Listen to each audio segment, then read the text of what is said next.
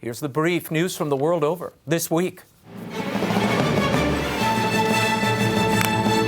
The long-anticipated first meeting between the Pope and the President took place on Thursday at the Papal Palace in Rome.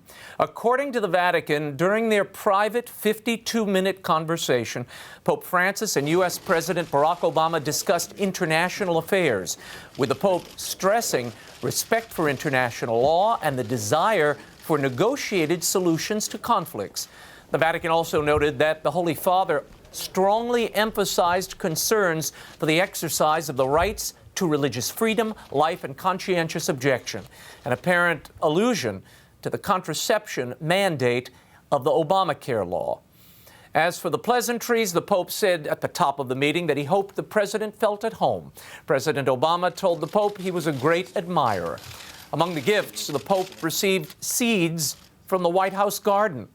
Obama got a copy of the Pope's apostolic exhortation, Joy of the Gospel. More on the Pope and the President and what President Obama said about this meeting in our next segment. After appearing on this program last week, the Vatican's Chief Justice, Raymond Cardinal Burke, is again making headlines this week with a critique of President Obama.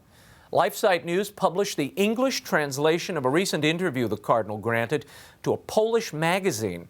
When asked about the U.S. President's policies toward Christians, Cardinal Burke said, President Obama's policies have become progressively more hostile toward Christian civilization.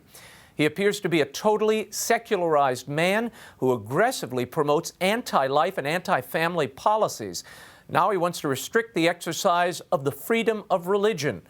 Such policies would have been unimaginable in the United States even 40 years ago." End quote. Another Christian town has fallen to Islamist rebels in northern Syria. Fighters from an array of armed opposition groups seized the predominantly Armenian Christian town near the Turkish border on Sunday. Armenian churches were reportedly desecrated and many faithful had to flee. A church leader told Fides News that the Christians fled at dawn, some in pajamas, when they heard gunshots. The rebels came from the mountains. They were many and well armed, this witness said. And in Kenya, 6 people were killed after suspected jihadists stormed and opened fire in a crowded church on Sunday. At least 17 were wounded and the 2 assailants escaped. No claim of responsibility yet, but Al-Qaeda-linked Al-Shabaab is suspected. The group has terrorized Kenyans with dozens of attacks over the last several years, many of them on churches. And the assisted suicide debate is heating up in the British Parliament. Prime Minister David Cameron this week came out against a bill to legalize physician-assisted suicide. Cameron made the comment after the Minister of Care and Support, Norman Lamb, spoke in favor of the legislation. By some accounts, it is gaining momentum in the House of Lords. Cameron expressed concern that those who are terminally ill would feel unfairly pressured to end their lives.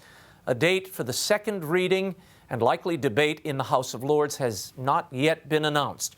The bill will be considered under a free vote. That is, MPs will not be required to vote with their respective parties. We'll keep you posted. And finally, another U.S. diocese has rejected Common Core education standards. Bishop David Zubik of Pittsburgh has assured parents that the diocese will not adopt the national standards in spite of the strong push by the National Catholic Education Association. In his message to parents, Bishop Zubik noted that the NCEA is not a governing body for Catholic schools. Our Catholic faith guides the selection of all curricula, goals, textbooks, and other resources, he said. Some parents and educators have expressed concerns that the federal government standards could conflict with Catholic identity of parochial schools. The dioceses of La Crosse, Madison, and Gaylord have recently rejected the Common Core standards.